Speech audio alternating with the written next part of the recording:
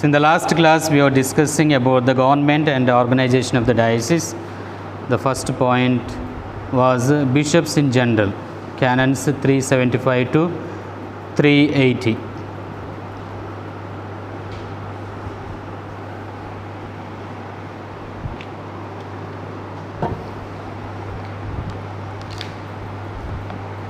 Now let us see the canon 378. So bishops in general. So the canon 378 speaks about the suitability of the candidate for the episcopate.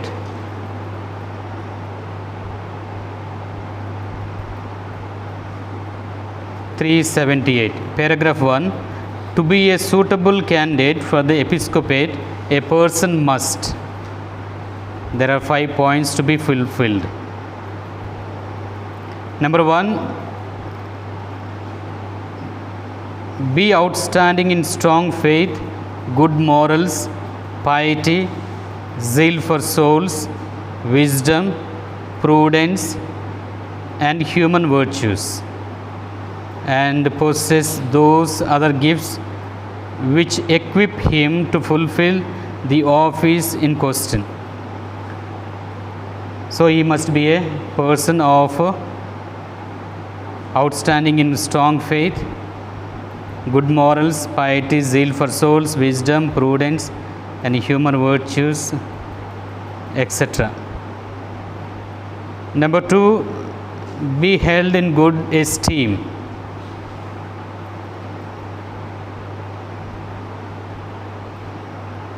He should have good esteem, good reputation. He must be at least 35 years old. At least 35, not less than 35. More than 35, it's fine. He must be a priest ordained for at least 5 years. Priest of 5 years. 5. He should hold a doctorate or at least a licentiate in sacred scripture, theology, or canon law from an institute of higher studies approved by the Apostolic See, or at least be well versed in these disciplines, even if he has not studied the above mentioned sciences, sacred scripture, theology, or canon law. But at least he must be well versed in these disciplines.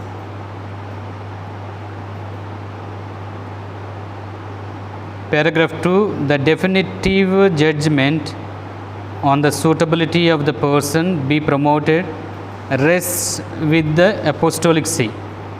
So even if he has all these qualities, the final decision will be taken by the Holy See, and they inquire the further inquiry and get all the information and the suitability esteem of the candidate.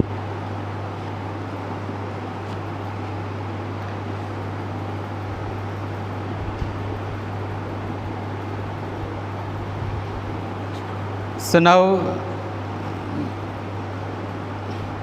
the diocesan bishops.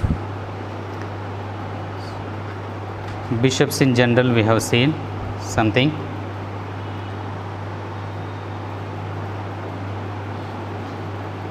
The members of the college, we have the pastoral care of a diocese entrusted to them, are called diocesan bishops. Yesterday we said members of the college who are given the pastoral care of a diocese are called diocesan bishops.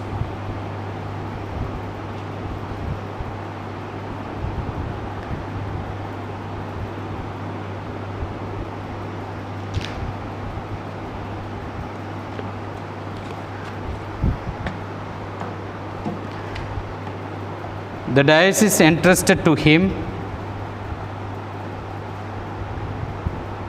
under the authority of the Supreme Pontiff is the visible source and foundation of unity.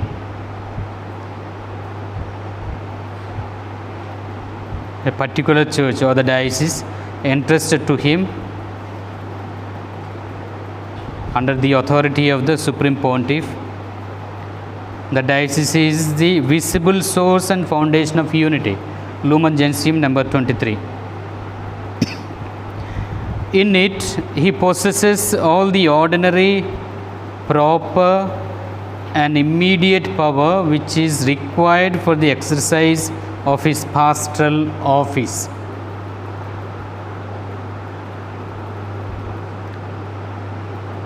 Once a diocese is entrusted to him,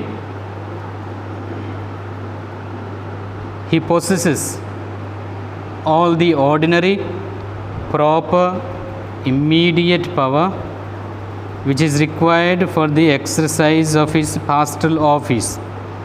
Canon 381, paragraph 1.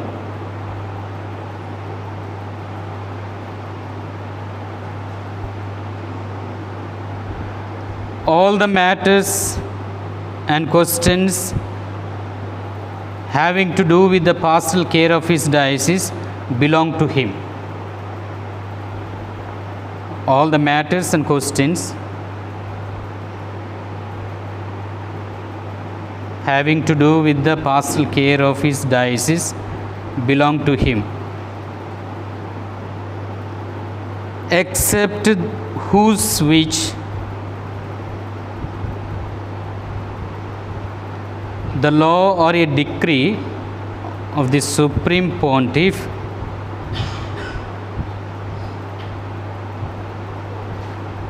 the law or a decree of the Supreme Pontiff reserves to the supreme authority of the Church or some other ecclesiastical authority.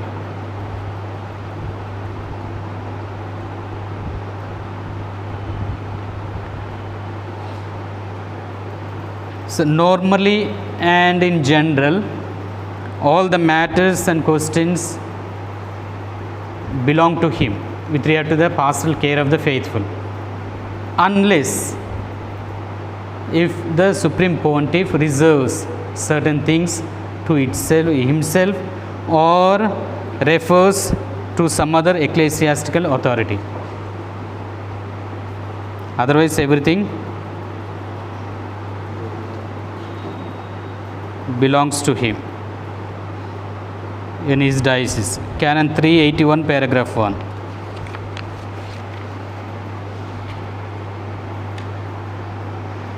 He must promote the holiness of the Christian faithful according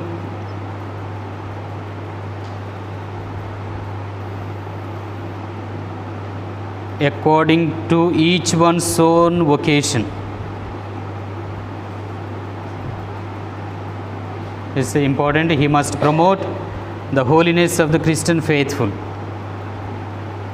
according to one's own vocation. Canon 387. Vocation to the priesthood and to the consecrated and missionary life. So according to one's own vocation, it can be to the priesthood, to the consecrated life, and to the missionary life. Canon 385.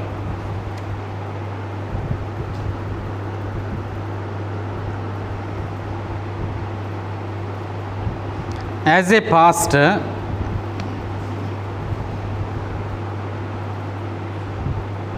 the bishops perform the functions proper to the pastor. As a pastor, he must perform the functions proper to him as a pastor. In what sense? He is teacher, priest, and head in his particular church. He is the teacher, priest, and head in his particular church, in his diocese.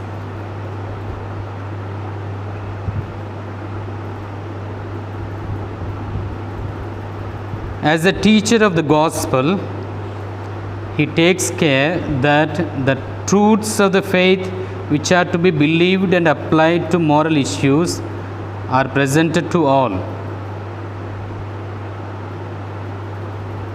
As a teacher of the gospel, he must take care that the truths of the faith which are to be believed and applied to moral issues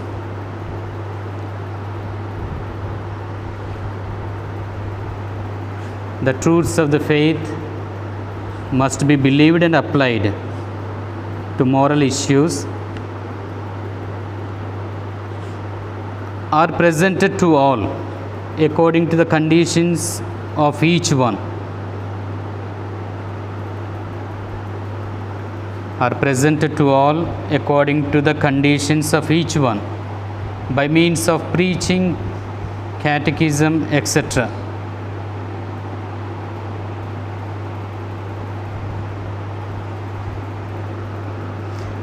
And also it is his duty that he should defend with firmness the integrity and unity of the doctrine. He has to defend with firmness the unity and integrity of doctrine.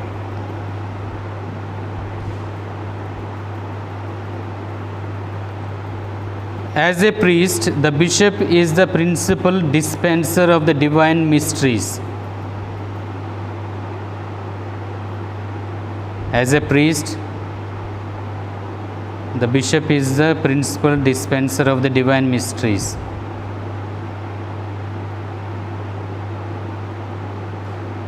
He is the promoter and rector of the entire liturgical life.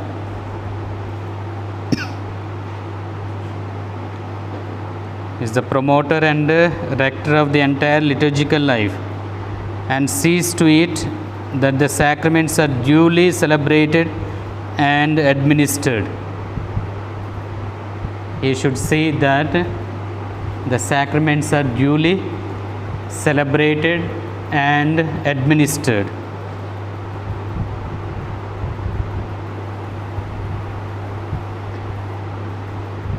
He himself must offer the sacrifice of the Mass for his people or for the faithful on Sundays and holy days of obligation.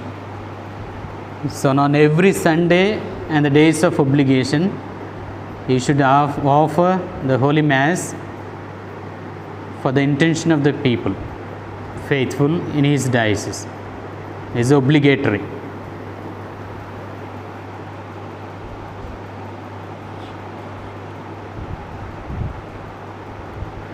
As head of the church, with respect to the universal law, as the head of the church, with respect to the universal law, the bishop exercises three functions, or he has got three powers. The bishop has got three powers. Which are they? Executive, judicial, and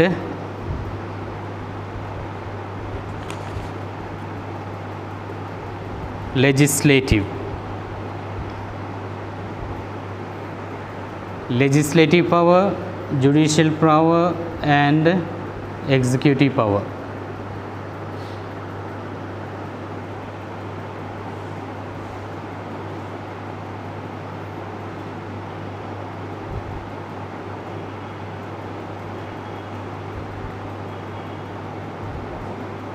He exercises personally the legislative power. He exercises personally the legislative power.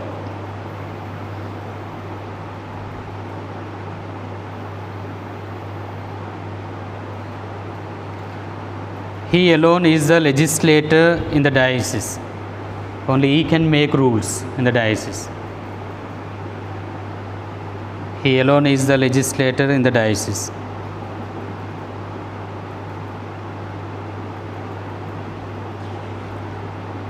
He can judge cases either personally or by means of his judicial vicar and other judges.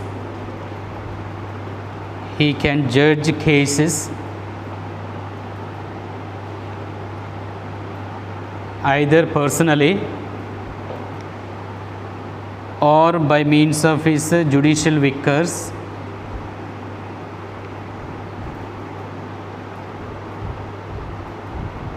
and other judges. So this is of the judicial power. He is a judge by the very office. He can judge personally or by the help with the help of judicial vicars, so who are qualified in code of canon law. So normally in each diocese we are supposed to have diocesan tribunal. So since it is very expensive and we need the qualified persons, so interdiocesan tribunal or metropolitan tribunal we have. All the cases, administrative and sacramental cases, will be dealt in the tribunal.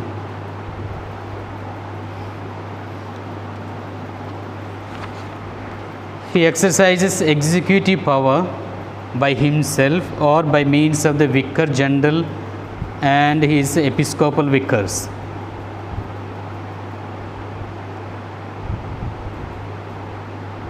He exercises executive power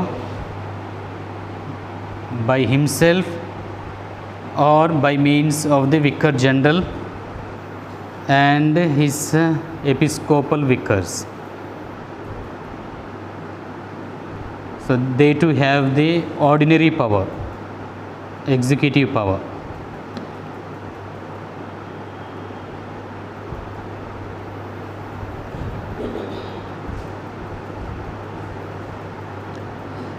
As the guardian of the ecclesiastical communion,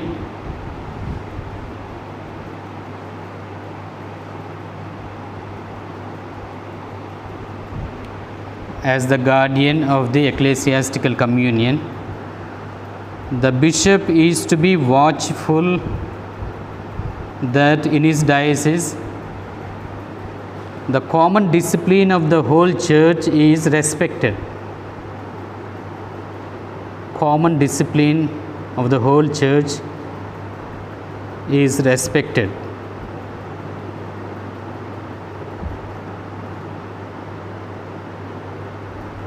That the laws are observed.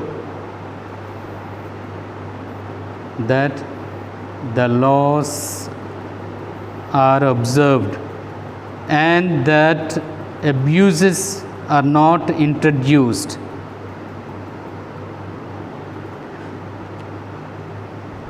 So common discipline should be respected, laws are observed,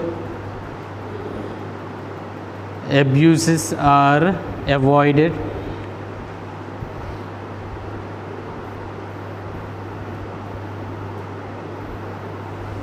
So these are his responsibilities as the guardian of the ecclesiastical communion.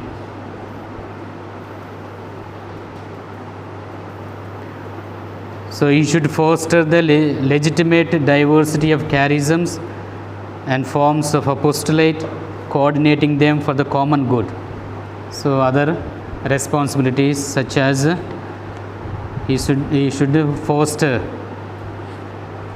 the legitimate diversity of charisms.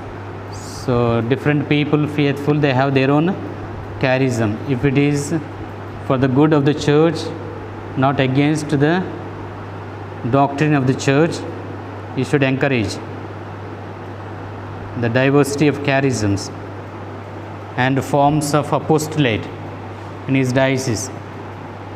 Either the diocesan clergy or the religious he can invite, and they have their own apostolate, their own charism. They take up different ministries, different apostolate. So that will help the growth of the diocese. And all should be coordinated for the common good of the diocese and the church at large. After he has completed 75 years of age,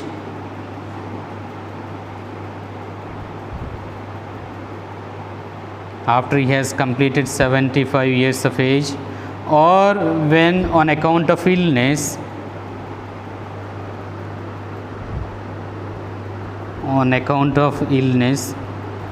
or for some other serious reason,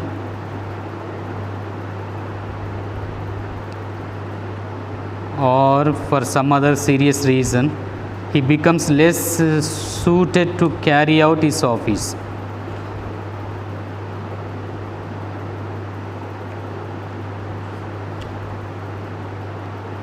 And when he becomes less suited to carry out his office, the bishop is invited to present his resignation to the Holy Father.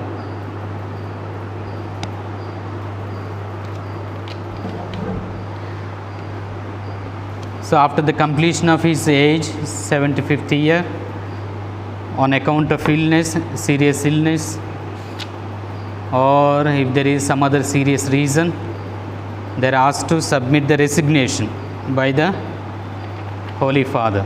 Canon 401.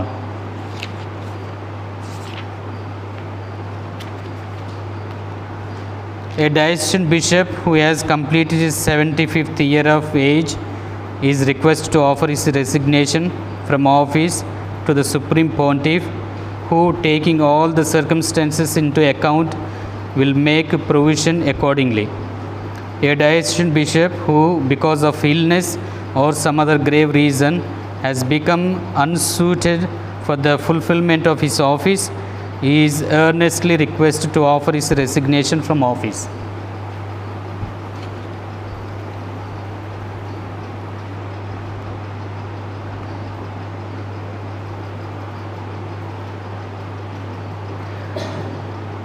When for any reason the bishop ceases to occupy his office,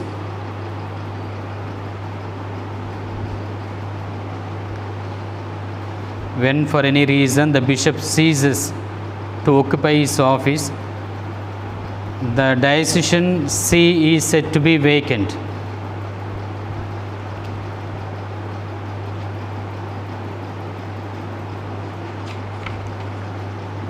The diocesan see is said to be vacant.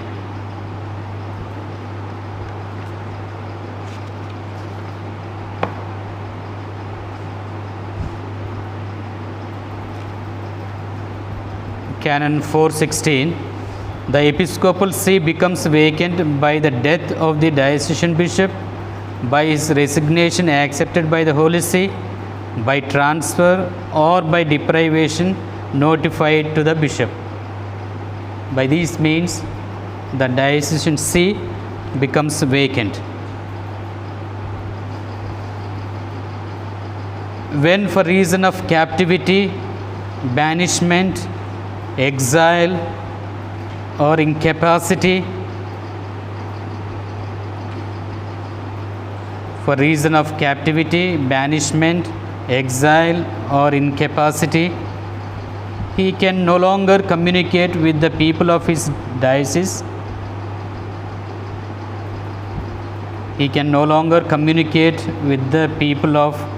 his diocese. The see is said to be impeded.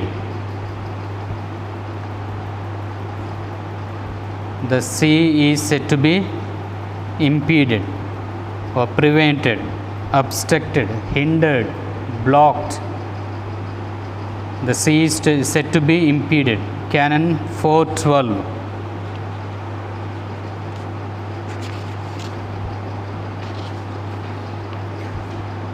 Canon 412. The episcopal see is understood to be impeded if the diocesan bishop is completely prevented from exercising the pastoral office in the diocese by reason of imprisonment, banishment, exile, or incapacity, so that he is unable to communicate even by letter with the people of his diocese.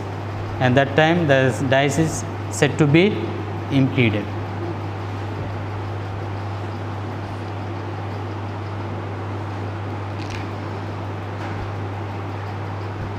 So earlier we spoke about the ad limina visit.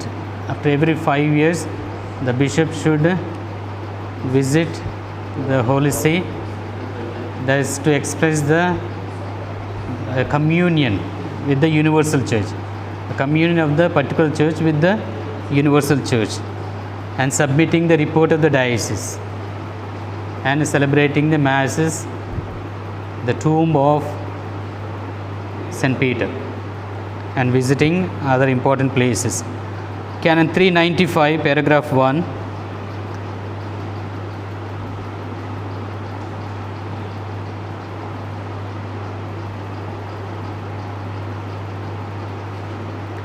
It speaks about his absence.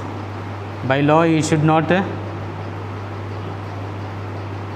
leave the diocese for a long time. So he has to reside.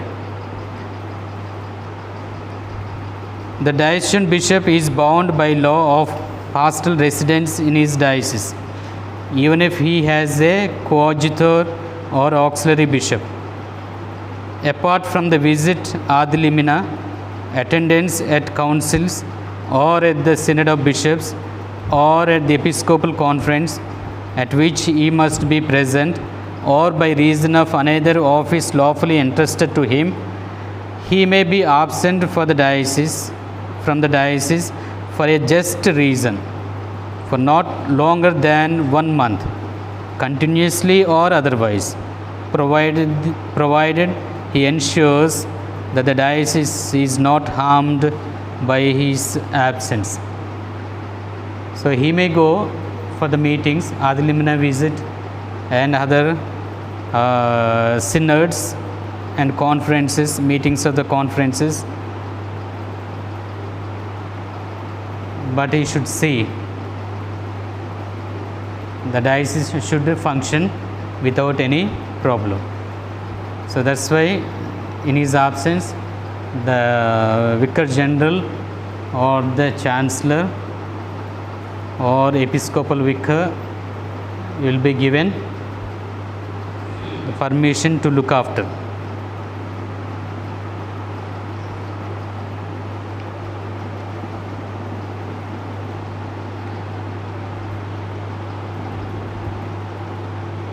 The next point, institutions and offices for the government of the diocese.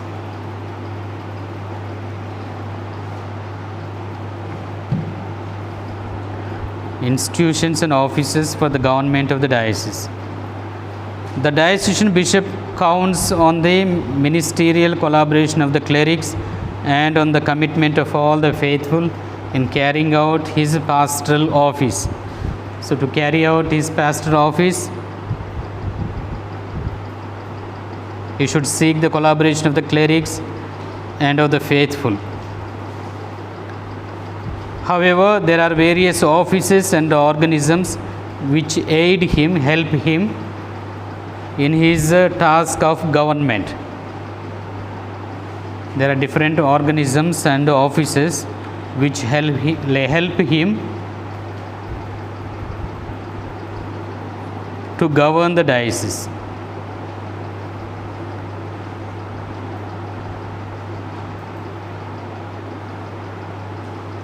Under this section, let us see coadjutor and auxiliary bishops. Coadjutor and auxiliary bishops. Canons 403 to 411.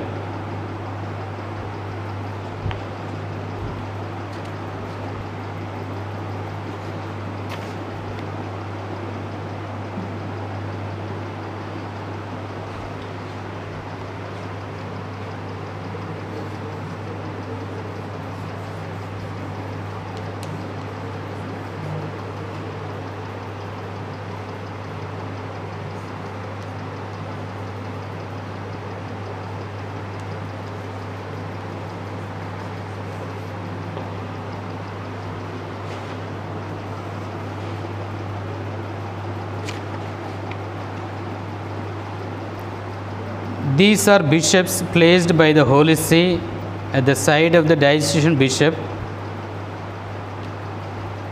These are also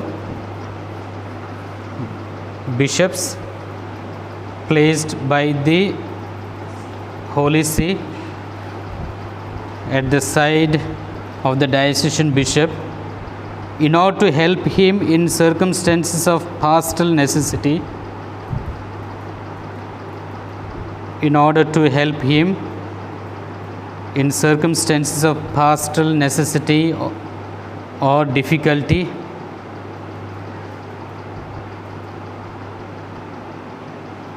with various faculties according to the case.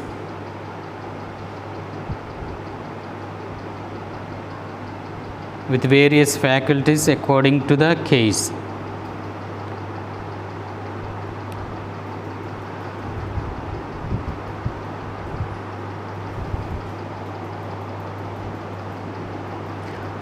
So for the pastoral necessity, and if there is any difficulty to govern the diocese, in the case of extension of the diocese, if the diocese is very big, age,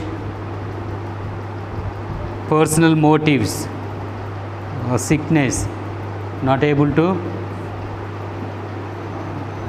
meet the pastoral needs of the diocese, the faithful, or administering the sacraments. So he can request the Holy See for the coadjutor or auxiliary bishops. Some big dioceses, they have auxiliary bishops and coadjutor bishops also.